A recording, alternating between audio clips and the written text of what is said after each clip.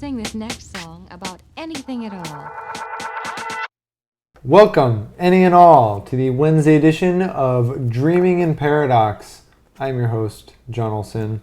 And I'm your host, Jose Benutolo. And you're joined once more by Lord Alex Leon. Your guest. Our guest for the week. Yes. And it is Wednesday, which means it is our guest topic day. All right, well, I get to choose then. You get to choose what we talk about. Perfect. So I think, what would be, since I'm somebody who's involved in technology, Okay. What cutting edge tech are you guys most excited about? Okay. You want to kick us off while we have a minute to ponder? Sure. Well, what I'm excited about right now is, what's happening on the virtual reality sort of like space, VR, augmented reality as well. We talked about this a little bit last week with our guest, Michael Barra, who was in like the first feature-length VR film. True.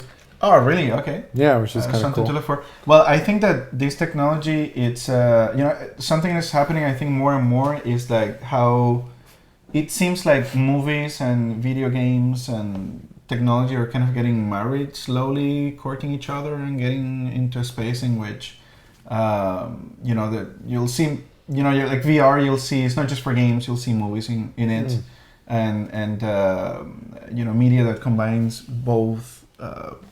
Industries, I guess. It sounds like something interesting to look for too. Yeah, that's interesting because I kind of see the market doing kind of the opposite. I see it diversifying. So like forms of entertainment aren't really disappearing. Okay. We're getting new ones all the time. So like VR will introduce a new way in which to experience older forms of art. But I don't think that means it'll replace those forms of art. Like, I don't see movie theaters going away anytime soon. And, like, just sort of the casualness of having something on TV as opposed to, like, a VR headset over your head, I think will keep those other things open. Like, there's billions of people in the world, and markets are developing all over the world. So you're getting more and more consumers into tech markets. So I think that, like, there's just room for more, and that there's more options. So it's like if you want to play traditional style video games or VR video games, like I think you'll then have those options. I don't think that I think we're kind of past the era where like one form of entertainment will take over. I see what you mean. Okay. Yeah. So at the end of the day, I think we're in agreement. Like because for example, like I saw.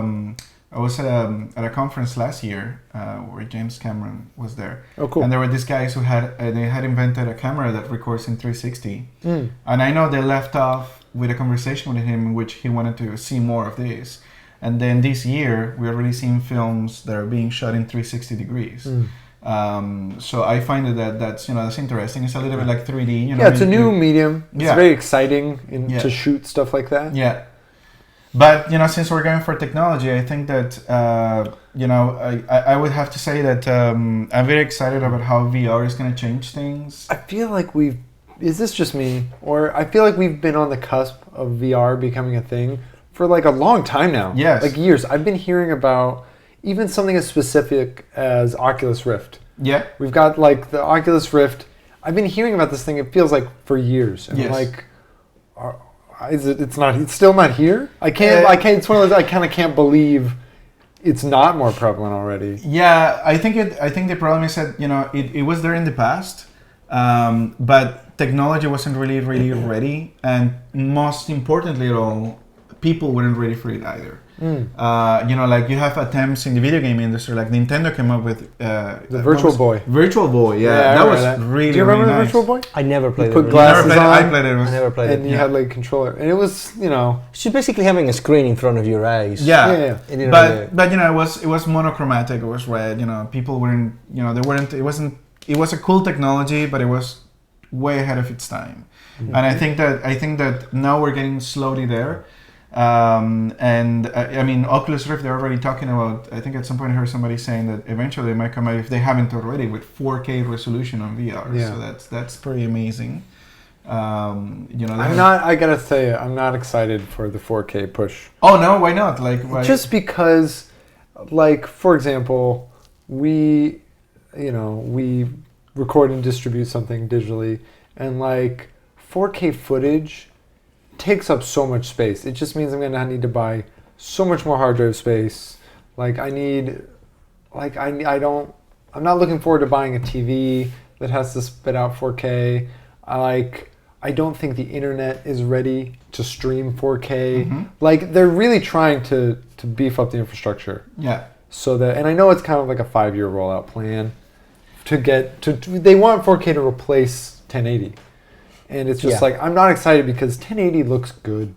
I feel like it is a nice, like, good standard resolution, and like, we're finally to this point where it's kind of everywhere, and now we're immediately trying to replace it. Gotcha. And I just feel like it's just more crap I gotta buy. It's just the 1080 already takes up a lot of hard drive space. That's good for the economy. It's gonna. I mean, things like this are gonna push the industry to seek for new ways of transmitting data, higher amounts of data over the internet. So I think this will force. It will require the internet to have. Like, I've been waiting for the point where visual fidelity, like, is just as high as it can be, so that then we can worry more about content. Yeah. Like, we can worry more about style. I think we're getting there in a way. But look, how, for example, who revolutionized the internet in terms of video and whatever, the porn industry. They're the ones who push for high quality video, and they're responsible for formats to evolve and everything. It's kind of an interesting fact to know a little bit about that. I think that the more we advance on the resolution of these things, it will force the internet to accommodate for this. It will force people to look for new codecs to shrink the amount of data, but at the same time increase the number of pixels. For you can see, so I don't know. I think I have a different opinion. I think that's fair. I think at the end of the day, like you said, it's going to take some time, but it's an evolutionary process. It's an evolutionary thing. It's like look like at how I remember 10 years ago, like the thing was to have, wow, I have 2 gigs. I have a hard drive of 2 gigs. You remember that when we were talking about? I have the latest 680 megs hard drive. And now it's like terabytes and teraflops, and So I think the media will evolve. It will force the media to evolve to contain these things. I don't know. That's just my take on it, but. That's fair. Yeah. And I do feel like resolution is getting to a point where, like, it kind of doesn't matter. Like, once you get to like 7, 8K images, so like, for those who aren't tech people, that's like 8,000 lines of resolution up and down, and even more across. Like, on a big screen, you can't tell the difference between that and film. Yeah. Like, you can't, like, the pixel density in the best IMAX film, like, we are getting to a point where we can eclipse that digitally. Yeah. As far as I know, the human eye, the human eye cannot distinguish above like 4K resolution. Apparently, we cannot see. Depends how big you blow it up. Like, exactly. But the thing is that like if you have a screen and you go on like 4K, a 40-inch screen, 7K. 4K, it will look the same, no 720K, whatever you want. After 4K, the thing is just like your eye won't be able to look different. The only reason for which I am excited about the boost in resolution to get to points that we cannot imagine right now, I'm talking about the 50K, 100K, is because I do have the dream of seeing subspatial screens. You know how you see in project onto the moon? Yeah, no, not projecting on the moon, but like you have these sci-fi things in which they project things on the sky so the entire city can see it, and then it has like voice. So for that you need, I don't know, 15,000 K or something like that. But I would love to see that. I think this is something interesting that's going to happen if we're talking about. It's like Make Obama speaking to everybody. And we haven't touched yet. I think this is where augmented reality will come in. So like. Augmented reality is like Google Glass, and there's one coming out that Microsoft owns called HoloLens. And it's like you wear a glass in front of you, and the screen projects onto the world. Correct. So like, for example, if I'm looking at this table, a screen could come up onto the table. Where it's going to be interesting is like there'll be like, you'll get a notice being like, movie in the park night with like augmented reality. So you'll go in and you'll sit in the park and the screen will just be in the sky. Yeah. And it can be as big as you can imagine it to be. It can be as big as the space. And then everyone will just, you won't even need a screen anymore. We're going to get to a point where you won't need a TV. You'll just look at your wall and it'll become a TV. Exactly. And that will and it'll just project it onto your eyeball for you. The only question that remains with these technologies is whether people would like to wear glasses all the time, because that's what happened to Google Glass. Well, you know what's going to happen? Eventually, it'll be like contact lenses. Yeah, absolutely. Yes. They'll be able to do the resolution.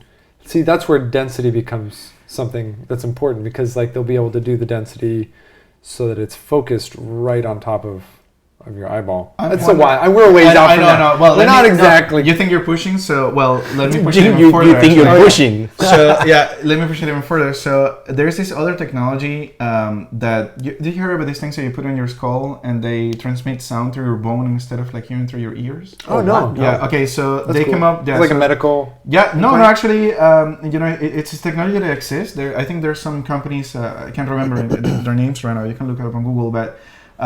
There's already technology that allows you to touch, your skull. You have like two little metal pieces that you put on, and they transmit vibrations.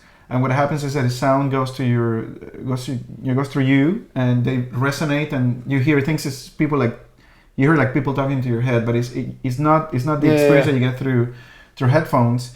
And what I'm wondering is... That's crazy.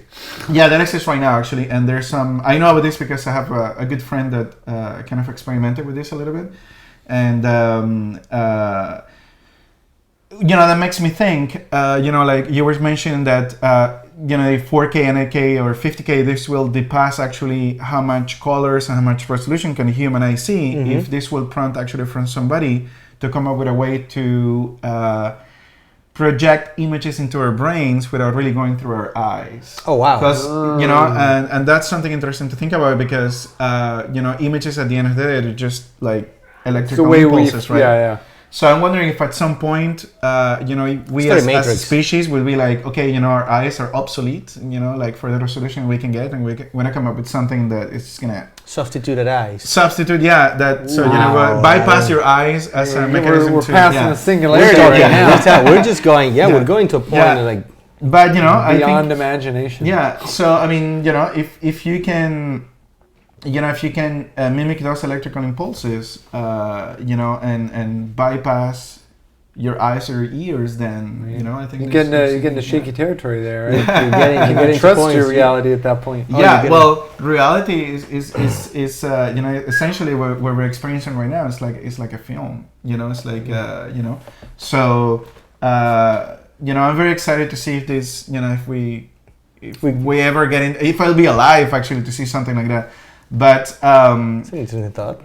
coming back to where we are right now, I think augmented reality is going to change a lot of things. It's going to change education. It's going to change how we see our planet.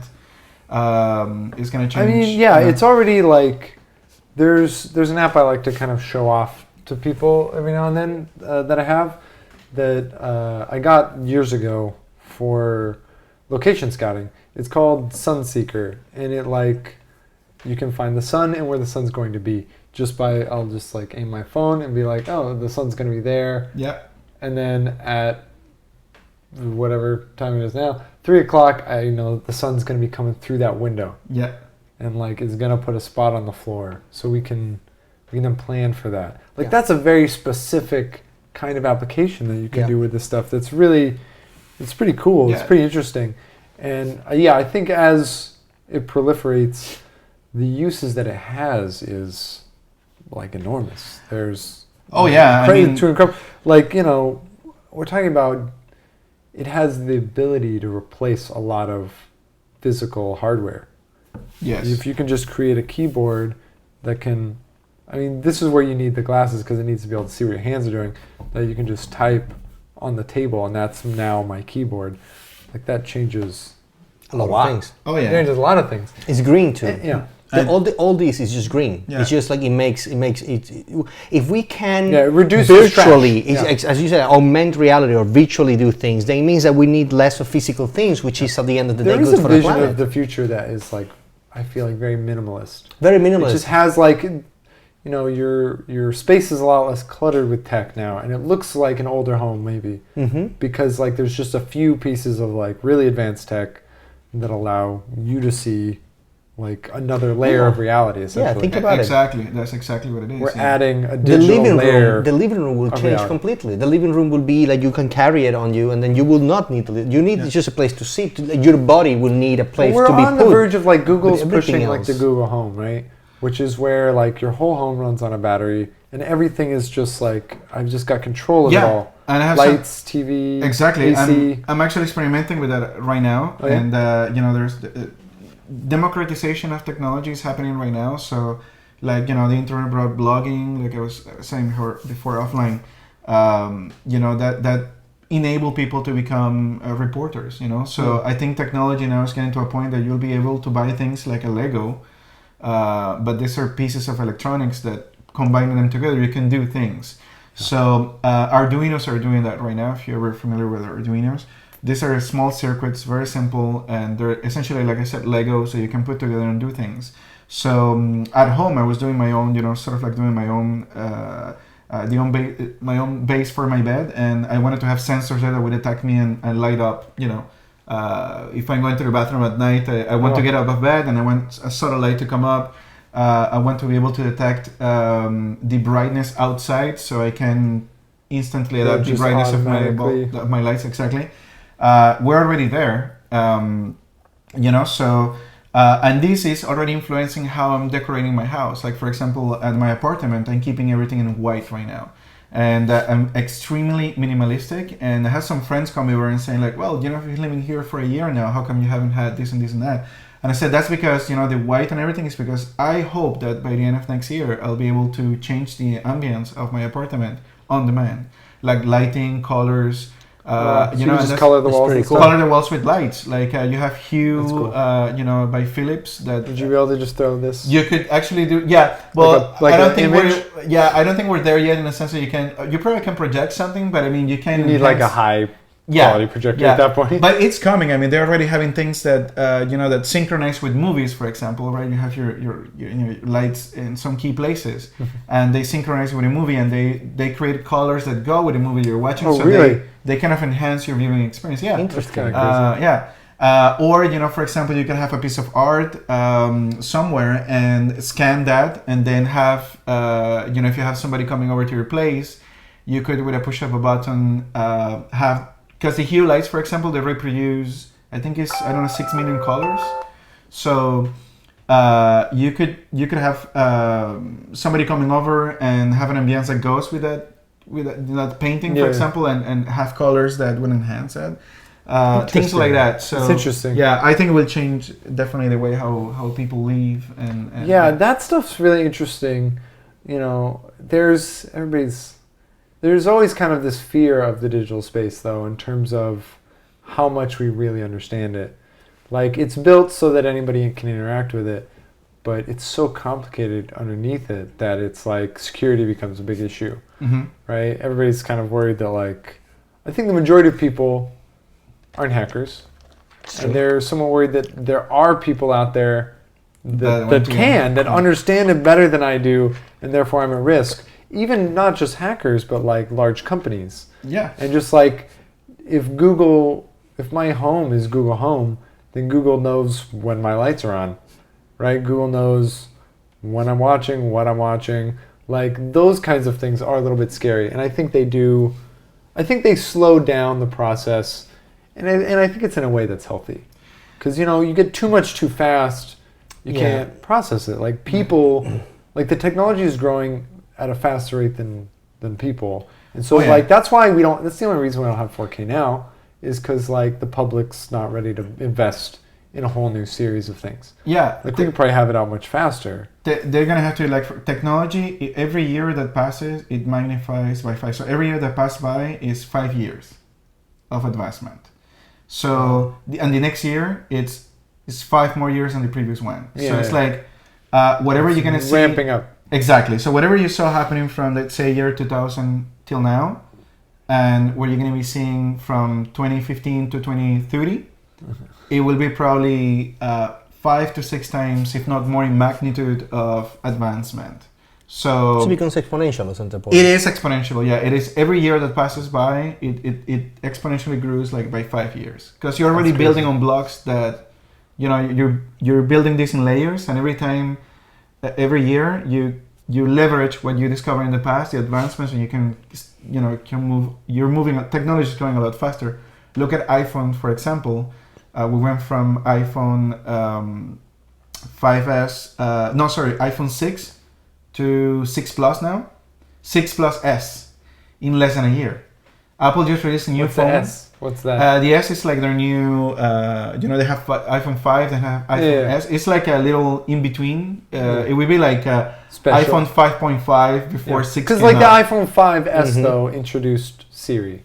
So like what does the 6S have that the 6 doesn't? Well, Siri was already there on iPhone. Siri has been there actually for a little while. It's just that they enhanced it, so now you can ask it a lot more than you could before.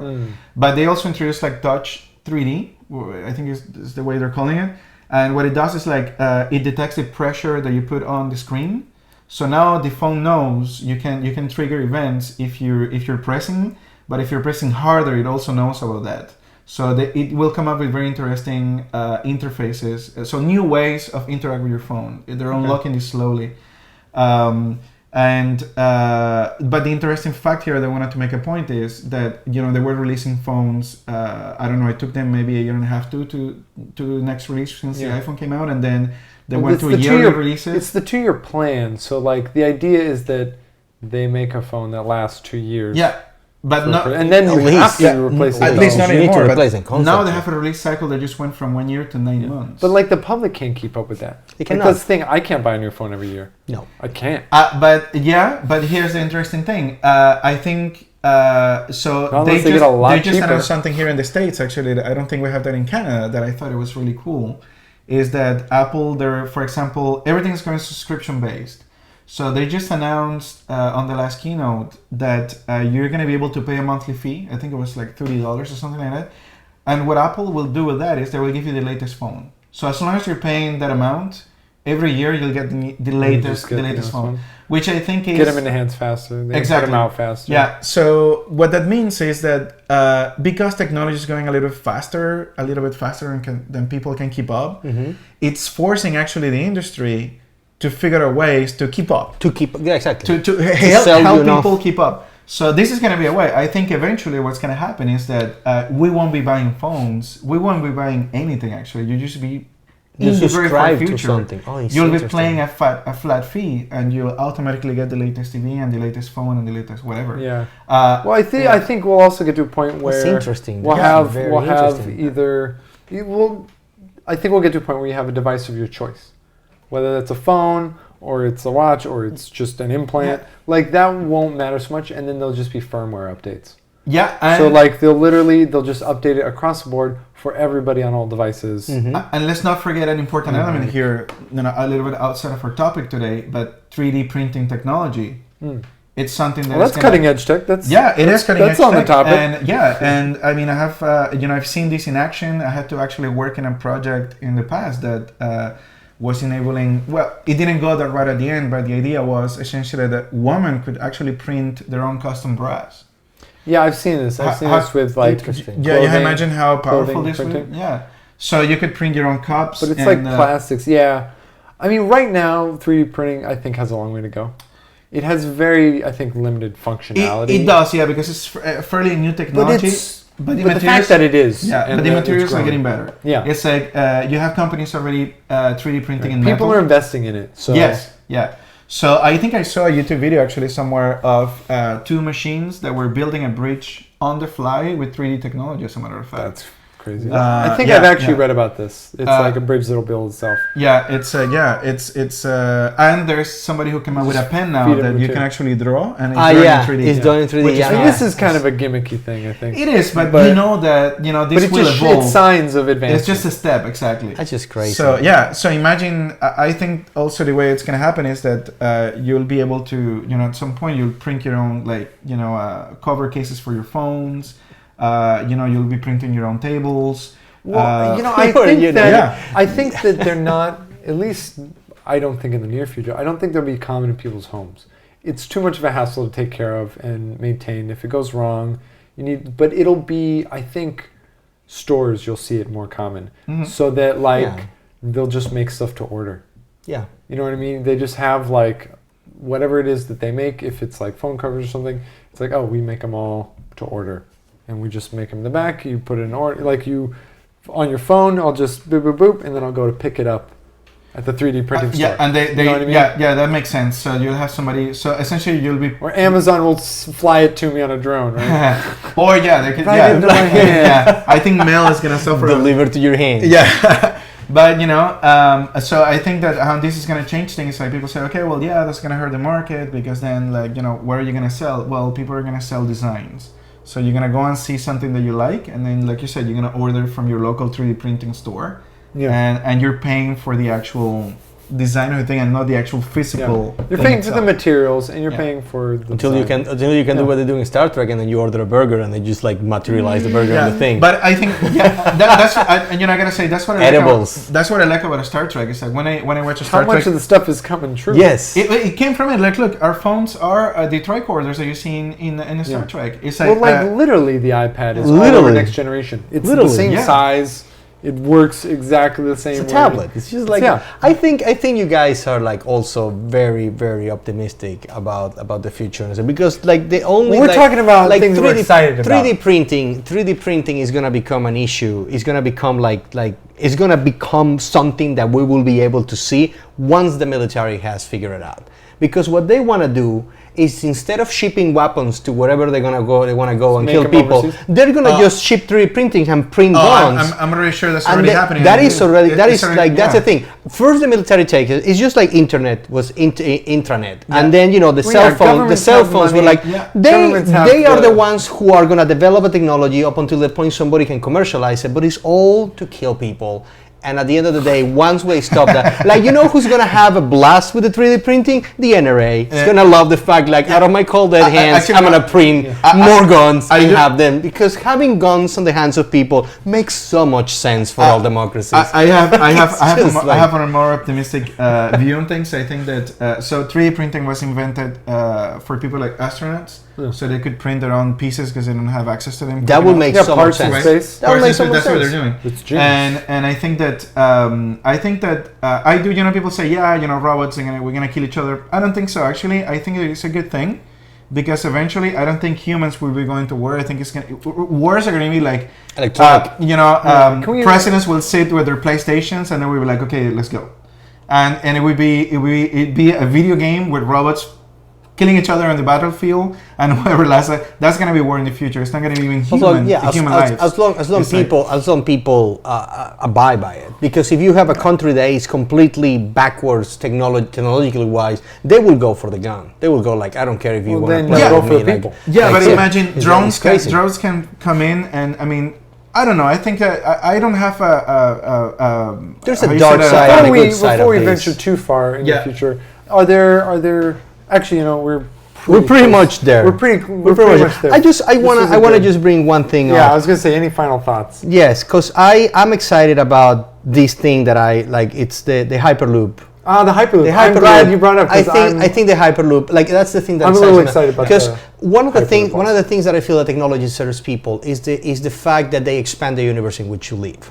So there was a time in which you could just reach some place by a horse. Then a car allows you a greater distance. Then airplanes allows more distances. But the Hyperloop, if it's real, if we can go 4,000 miles, it's crazy for me to think that the first time that we can go coast to coast in less than an hour will be actually on the ground opposite town on a flying machine. I think the tubes will actually be overground. It's less expensive. No, I'm not it's saying less underground. yeah. I'm saying on the ground. Oh, on the like ground, on sorry. the ground. So to me, that's a crazy thing. Which it feels safer to a certain degree than a flying machine. But the fact that right now, like Brooklyn, Manhattan, Queens, they were different cities. People will just live in one of them and work in one of them. Now we commute even 100 miles away to go to work. Yeah. Imagine what this would allow. A person could live on the West Coast and work on the East I Coast. think that the easily. Hyperloop is exciting, but it's not going to be It's not going to be available soon. especially useful for us anytime soon. Correct. I think more so it'll be used to ship cargo initially. From one place to the other. Yeah, because right now they're trying to build one from LA to San Francisco, and to get there in like an hour. Yes, Something- in less than an hour. something Correct. crazy. 4,000 miles. And I 4,000 think miles an that hour. like more so it would be used for For shipping the cargo. military, they will ship tanks yeah. everywhere. They feel like war machines. I have a lot of hope is in location shifting. I think that the technology is allowing us to be in places without actually being there. Yeah. And I think this is going to get to a point that you'll be able to be at home and then be anywhere, because a robot, a camera will allow you to just be anywhere. And I think space exploration is going to go in that direction too. So we'll be doing it Probably. from home, Yeah. but you'll be able to feel and get things because you'll be in a probably like some sort of like Oculus Rift hooked up to some machines Haptic that will- suit that like yeah, they will transmit. Yeah, you're already getting experiences like something that really opened my eye was an experience that I had at South by Southwest, in which they had Game of Thrones, and some company created an experience in which you will go with an Oculus Rift and they project. You're going into the wall, but they install like fans and water and things, and as you go up, you feel the cool, and you get the sensations and. Yeah, and you're moving in this space, but you're also feeling temperature and things like that. I think that there's a lot of hope and for that to be something that we're going to be using a lot to do good. And, All right. and expand science. Yeah. It's exciting. It is Yeah, exciting. it's I mean, exciting. again, half an hour is not enough to talk about this topic, but we'll come back. Let us know what Excites new you. cutting edge technologies you're excited about. You can let me know at John and Paradox. You can tweet me at Lord Alex. You can let me know at Jose in Paradox. And before you do your thing, don't forget to share us, like the video, and subscribe if you haven't already. Definitely. And on that note, friends from the future, we say goodbye from the past. Till next time.